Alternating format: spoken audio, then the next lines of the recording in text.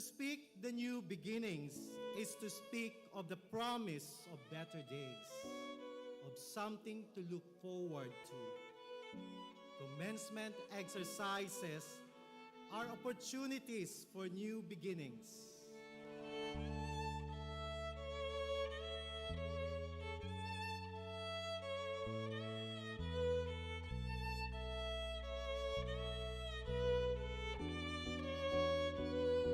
But before we can move towards new beginnings, it is best to look back with gratitude to the journey we've had as one Bicol University family.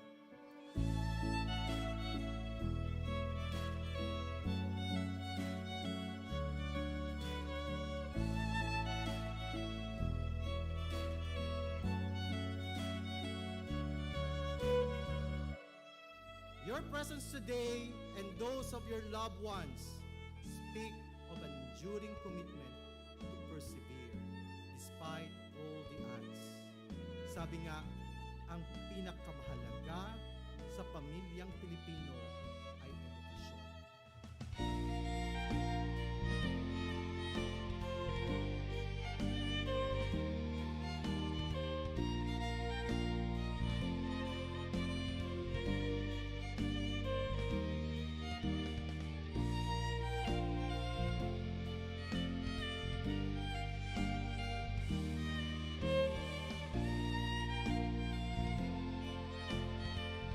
Have been through the worst of times, yet you are here, finishing your degree, finally graduating in the normal face-to-face setup from a resilient Bicol University with a legacy of quality education. Knocking me down, but my heart keeps beating. Like going out, but I won't stop dreaming. I know a brighter day will come. I challenge each of you to equip yourselves to the point that you can create opportunities and provide this to others. I believe, yes, I believe it. I can see, yes, I can see it. Though I'm not there yet, I lift up my To head. whom much is given, much is expected. And you have been given much. Bicol University education is a great blessing. It opens a lot of opportunities. Every bruise, every scar makes us who we are. Who we are. Who we are. Every bruise, every scar makes us who we are. Ano kaya kung ang bawat isa sa inyo ay totoong isa sa buhay ang kahulugan ng karangalan at karagdagang kaalaman na kasabay ng inyong mga titulo at tinapusan? I believe it, yes, I believe it. Though I'm not there yet, I lift up my head. I believe, yes, I believe it. Every bruise and every scar. Resiliency is not something you develop in just one incident. It is a product of many persevering nights and days, and even months and years of telling yourself again and again.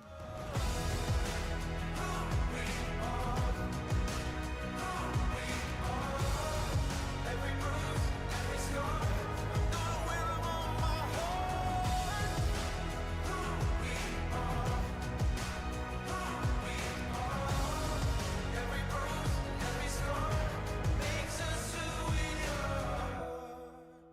Who we are. Who we are. Every bruise and every scar makes us who we are.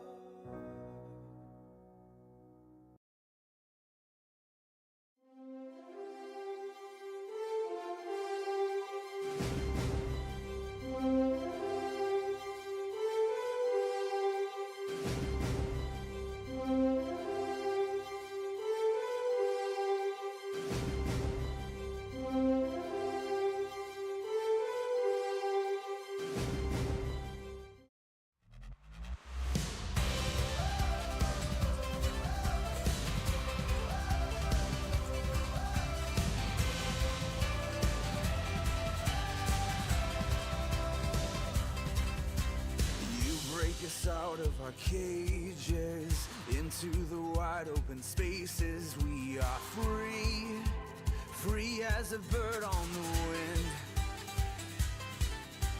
No prison wall can contain us. Your beating heart makes us fearless. We I challenge each of you to equip yourselves to the point that you can create opportunities and provide this to others. Creating opportunities means nurturing your innovative spirit and creative mind. let our praises run wild and free. Your lion heart is alive in me. Let our freedom and joy begin. With you we're dancing upon our chains. With you we're soaring on eagle's wings. To succeed in any aspect of life, we must be keen on identifying and finding opportunities for growth and development, not only of ourselves, but most importantly, of others and our community. You raise us above the storms. We rise on. Pwede po kamo matakot. Ang artificial intelligence, obvious, is not real intelligence. Dahil po yung puso, dahil tao magmatulog sa iba, dahil tao mag-share, dahil tao mag-care. Kaya huwag po kayo matakot, magkamali. Matakot na kayo magkamali sa maling tao. Let our praises run wild and free. Your lion heart is alive in me. Let our freedom and joy begin. With you we're dancing upon our chains. With you we're soaring on eagle's wings.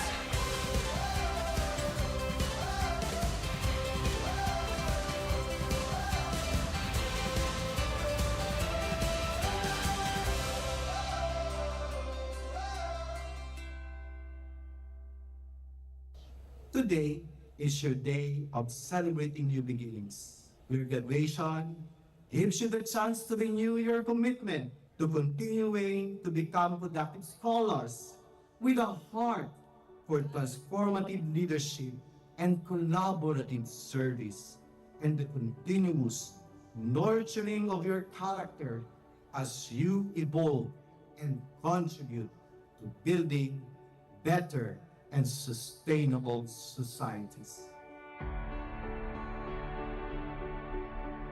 Flexibility, adaptability, resiliency. These are the necessary attitudes that each of us must continue to develop by learning to shift and change our perspectives.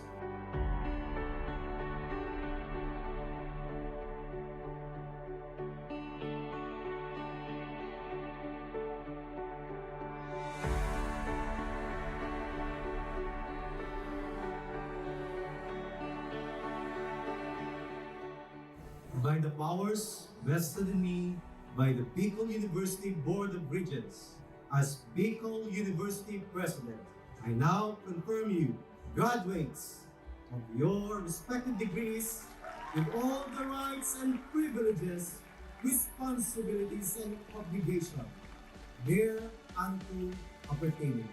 Congratulations!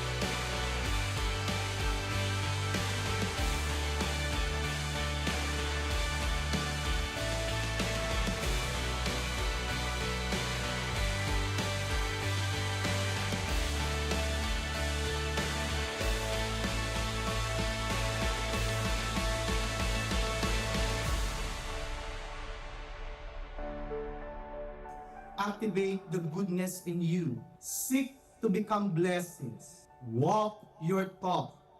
Be a person of dignity. Let your scholastic excellence extend to leadership, service, and most especially, character. As you continue to celebrate life, creating opportunities and changing perspectives, one meaningful day at a time. Congratulations, dear graduates. Diyos ang mabalos sa gabos.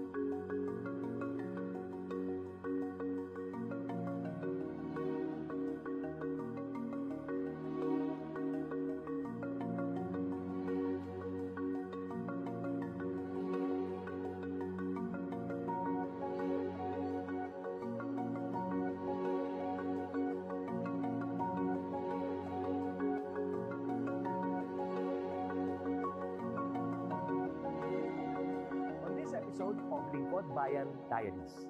Ating tunghayan ang kwento ng isa sa ating mga honor awardees.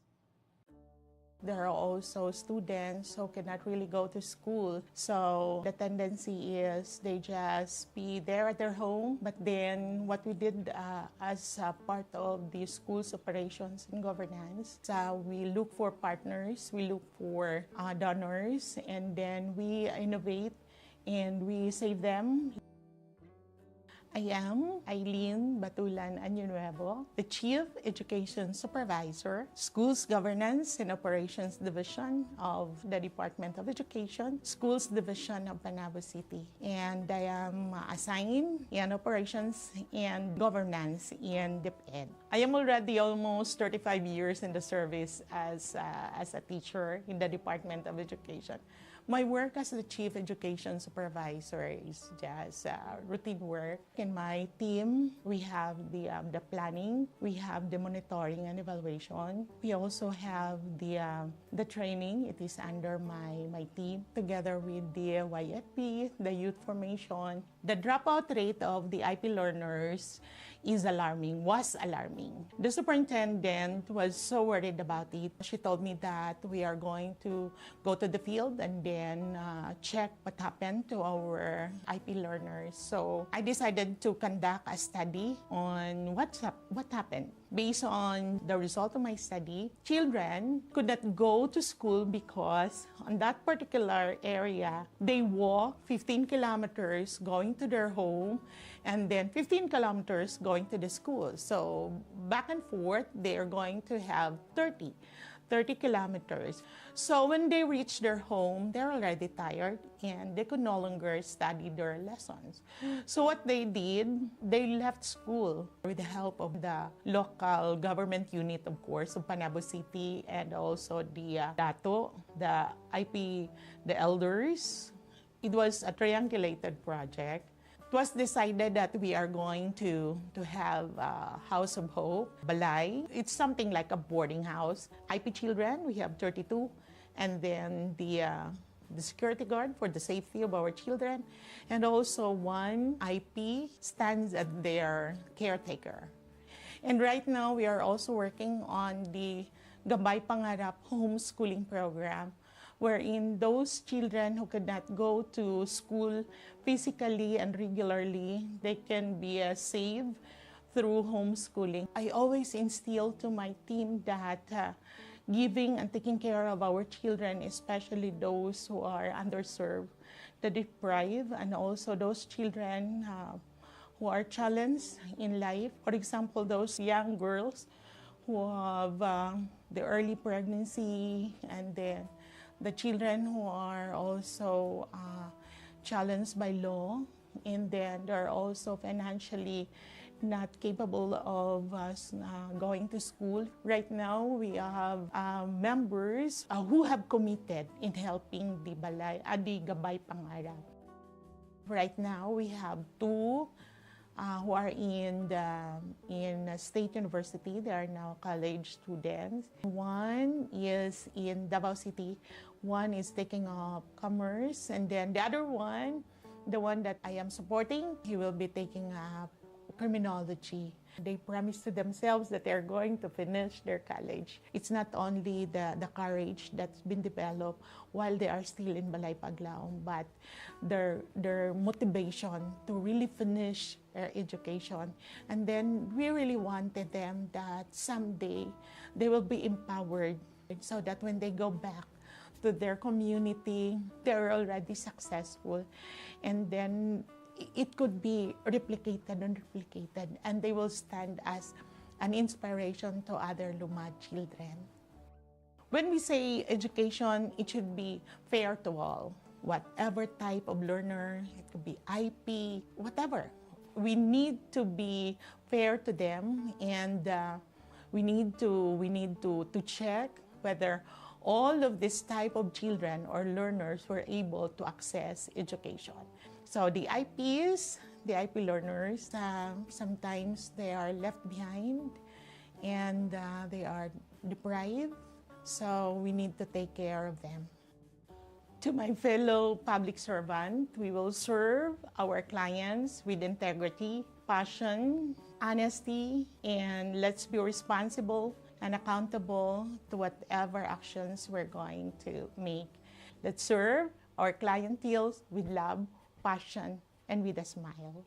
I am Eileen Batulan Año Nuevo, Chief Education Supervisor, Schools Governance and Operations Division, Department of Education, Schools Division of Panabo City, Region 11.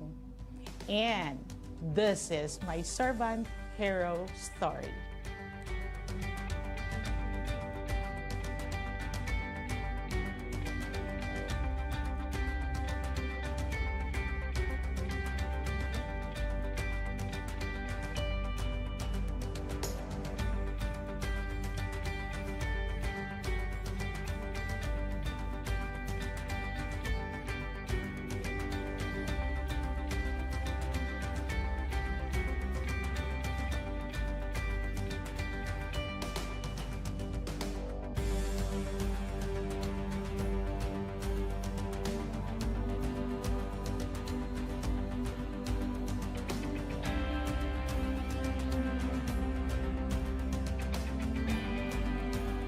Inyong natunghayan ang kwento ng ating lingkod bayani. Kung ikaw ay may kilalang lingkod bayani, maaari siyang i-nominate sa Honor Awards Program ng Civil Service Commission. For nomination procedures, go to www.csc.gov.ph.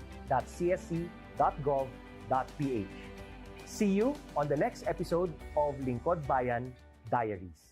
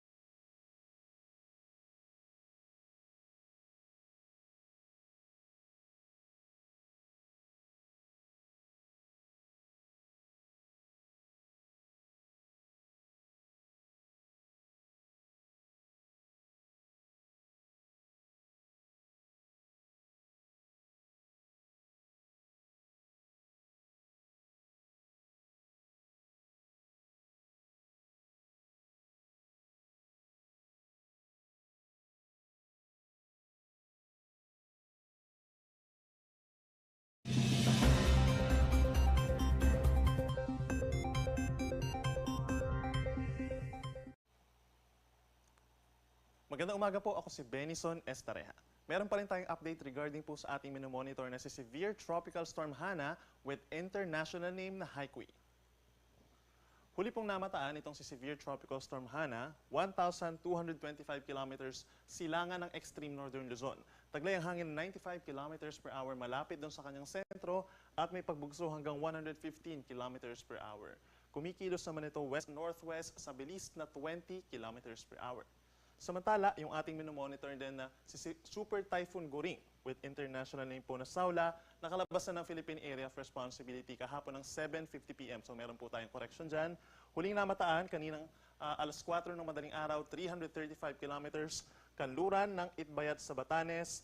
Malakas pa rin po ito kumpara dito kay Hana, nasa 195 kilometers per hour. Yung sustained winds niya malapit dun sa kanyang mata at may pagbugso hanggang 240 kilometers per hour. Kumikilos ito pa westward sa bilis din na 20 kilometers per hour. At base po sa pagtaya ng pag-asa, kikilos pa rin pakaliwa at patungo dito sa may southern China. Maaaring matamaan directly po ang Hong Kong and Macau. Yung ating mga kababayan po doon, pinag-iingat na natin as early as now dahil possible lang masungit na panahon over the weekend. At itong si Bagyong Goring or si Bagyong Saula ay nag-enhance pa rin po ng southwest monsoon or habagat in many areas of Luzon, base na rin sa ating latest satellite animation. Ito naman po yung latest track regarding dito kay Severe Tropical Storm Hana. So kung mapapansin po nila, sa susunod na 4 na araw ay kikilos pahilagang kanluran or paangat na pakaliwa itong si Bagyong Hana. So nakikita natin within the next 24 hours ay kikilos ito, mananatili si Severe Tropical Storm. So by tomorrow morning, STS siya habang nasa may silangan ng Taiwan. Maring lumabas na rin ang Philippine Area of Responsibility bukas ng hapon or gabi, patungo po dito sa may Ryukyu Islands, pagsapit po ng Friday hanggang Saturday. And then pagsapit ng Sabado, maring maging typhoon na po ito. Lumakas pa siya bilang isang typhoon habang nasa may East China Sea. Pagsapit po ng Linggo, lalapit pa siya dito sa may eastern portion ng mainland China, kung saan maring maglandfall nga ito at humina na eventually sa susunod po na Linggo. Base po sa ating track, kung mapapansin nila, meron tayong cone of probability. So ibig sabihin, maring bumaba pa ng bahagya or umangat ng bahagya yung track nitong si Bagyong Hana. So depende pa rin po, pag nagbago ito at bumaba ng bahagya, mas matatagalan itong mananatili sa ating area of responsibility, maring Sabado pa. Pero pag umangat ito ng bahagya, ay maring mas mapaaga naman. As early as tomorrow morning, ay lumabas na ito ng PAR. So lagi po magantabay sa ipapalabas na updates ng pag-asa. Samantala, yung kabuang lawak or yung diameter nitong si Bagyong Hana ay nasa around 500 kilometers. So kung mapapansin po nila, pag nag-traverse itong malakas po na hangin na dala ni Hana sa mga susunod na araw, ay mababa yung chance na maapektuhan ng malakas na hangin itong extreme northern Luzon. So base po sa ating latest track, mababa ang chance na magtaas din tayo ng tropical cyclone wind signals. Ngayong araw po and even in the coming days, may epekto pa rin po ng habagat or mga pag-uulan. Mayroon din mga pagbugso ng hangin dahil sa mga pinalalakas po ito ng mga bagyong Hana at ni formerly Goring. So asahan po natin ngayong araw, mataas ang tsansa pa rin ng mga pag-ulan over Metro Manila, Ilocos Region, Abra, Apayao, Benguet, Tarlac, Pampanga, Bulacan, and Calamian Islands. So nasa around 50 to 100 millimeters po yung dami ng ulan na posibleng mamagsak ngayong araw dahil po sa habagat. Importante itong figures na ito dahil makakapag-assess yung ating mga local disaster risk reduction offices kung posible ba magdulot ang dami ng ulan na ito ng mga pagbaha or pagguho ng lupa. Iba-iba po yan, iba-ibang risk kada lugar. Samantala po by tomorrow and even pagsapit po ng Sabado sa mga unang araw ng Setyembre, maulan pa rin over Metro Manila at malaking bahagi ng Ilocos Region as well as Abra, Benguet, malaking bahagi ng Central Luzon, itong Tarlac, Nueva Ecija, Pampanga, Bulacan, merong 50 to 100 millimeters na dami ng ulan, so mga light to moderate with the time-saving rains po yan. And sa Calabarzon, pinang-apektado ang Rizal. Then pagsapit po ng Sabado, affected na rin po ang Cavite and Batangas ng minsan malalakas na ulan. At sa Calamian Islands sa northern portion of Palawan, asahan din po for the next 3 days ang 50 to 100 millimeters na dami ng ulan. But please take note po, pagsapit po ng susunod na 3 araw, meron tayong 100 to 200 millimeters na dami ng ulan sa 3 probinsya, Zambales, Bataan, and Occidental Mindoro. Epekto rin po ito ng habagat. So walang direct effect itong si Bagyong Hana or yung si former Goring sa malaking bahagi po ng ating bansa. So yung mga magiging pag-ulan natin for the next 3 days ay dahil sa habagat, pinag-iingat natin ang ating mga kababayan sa mga posibleng pagbaha at pagguho ng lupa at even pag-apaw ng mga ilog. At laging magantabay sa mga updates ng pag-asa. Yung mga heavy rainfall warnings natin, very useful yan sa ating mga estudyante at mga papasok sa kanilang trabaho, and possible din po ang pagguho ng lupa.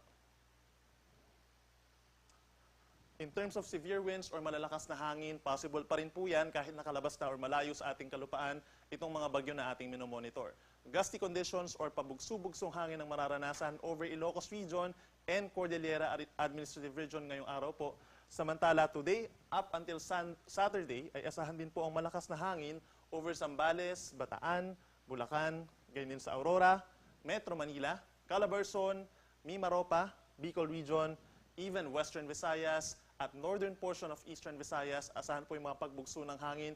Inuulit natin, hindi po ito directly coming from severe tropical storm Hana, bagkus ay dahil po ito sa habagat na siyang pinalalakas ng mga bagyong ating minomonitor sa ngayon. Mataas ang tsansa na mas malakas yung gusty conditions sa mga coastal areas at yung mga bulubundukin na lugar. Bukod dun sa ulan at sa malakas na hangin, meron din po tayong matataas na mga pag-alon dulot ng habagat na siyang pinalalakas nitong sinabagyong Saula at ni Bagyong Hana. So over the northern seaboard of northern Luzon, dito po sa may Batanes, Babuyan Islands, northern Cagayan, and northern Ilocos Norte, hanggang 6 na metro or 2 palapag ng gusaling mga pag-alon ang posibleng maranasan ngayong araw dahil po yan kay Bagyong Guring. Samantala sa natitirang bahagi ng halos buong Luzon, except dito sa may parting central portion of Quezon, ganyan din sa malaking baybayin po ng Visayas, asahan naman yung 2.8 to 4.5 meters na taas ng mga pag-alon. So nasa 1.5 palapag ng gusali naman po mga pag-alon ito. At delikado rin ito para sa mga maliliit na sasakyang pandagat. So possible pa rin tayo na magkaroon ng mga sea travel suspensions ngayong araw. And in the coming days po, habang lumalapit itong si Bagyong Hana sa ating kalupaan, possible pa rin sa malaking baybayin po ng Luzon and Western Visayas ang maalon na karagatan. Ngayong araw po, asahan ang pinakamatataas na tsansa ng ulan dito sa may extreme northern Luzon, Ilocos Norte, Apayao, Batanes, and Cagayan. Cloudy skies with scattered to widespread rains and thunderstorms po yan, dulot ng trough or outer portion nitong si Super Typhoon Saula.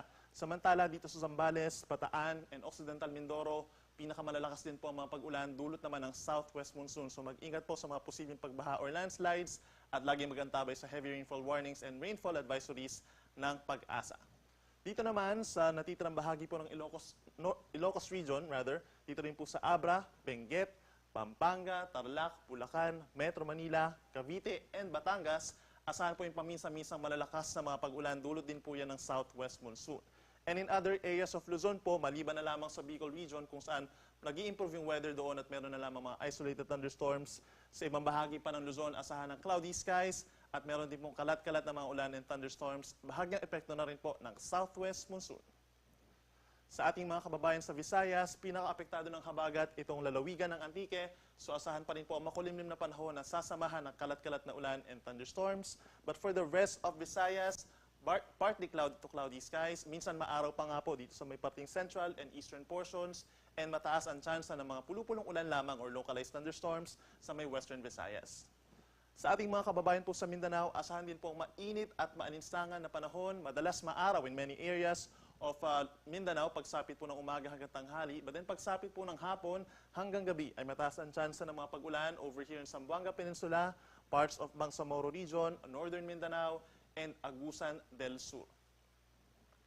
For the next 3 days, asahan pa rin po ang epekto ng habagat kahit makalabas na ng Philippine Area of Responsibility. Itong si Bagyong Hana, pagsapit bukas, and even hanggang sa susunod po na linggo, possible pa rin ang pag-enhance ng habagat dahil sa mga weather systems or weather disturbances sa labas ng Philippine Area of Responsibility. So for Metro Manila, occasional rains or paminsan-minsang malakas na ulan ang mararanasan pa rin hanggang sa mga unang araw ng Setyembre. So magdala po ng payong kung kinakailangan at lalabas ng bahay. Sa ating mga kababayan at mamamasyal po over Baguio City, for the next 2 days, asahan pa rin po ang bad weather or maulang panahon at asahan din po ang minsang malakas na mga ulan na posible pong magdulot ng mga pagguho ng lupa, hindi lang dito sa Benguet, kundi sa malaking bahagi ng Cordillera Region and Ilocos Region. Then pagsabit po ng Sunday, mag-i-improve ang weather doon, nagpapakita ang araw pero madalas pa rin ang mga pag-ulan tanghali hanggang gabi. Sa ating mga kababayan over Bicol Region, asahan naman ang bahagyang maulap at madalas maaraw na umaga hanggang tanghali. Sasamahan niya ng medyo mainit na temperatura hanggang 32 degrees Celsius. And then sa hapon hanggang sa gabi mataas ang tsansa ng mga pulupulong ulan na walang kinalaman sa anumang bagyo or low pressure area. Sa ating mga kaigsunan din sa Metro Cebu, asahan din po ang mainit at maalinsangan na panahon, fair weather conditions. So asahan po ang madalas maaraw at minsan bahagyang maulap na kalangitan na merong mababang tsansa ng mga pag-ulan lalo na bukas at sa Sabado. At panghuli sa atong mga kaigsunan din sa Metro Davao, asahan din po ang mababang tsansa ng ulan over here in Davao City. Asahan ang bahagyang maulap at minsang maulap na kalangitan na sasama ng mainit at maalinsangan na panahon hanggang 34 degrees Celsius. So lagi pong hydrated, uminom ng maraming tubig at iwasan lumabas ng bahay between 10 a.m. hanggang 3 p.m. Ang araw ay sisikat 5:44 ng umaga at lulubog ng maaga 6:09 ng gabi. Yan muna ang latest mula dito sa Weather Forecasting Center ng Pag-asa. Ako muli si Benison Estareja. Mag-ingat po tayo.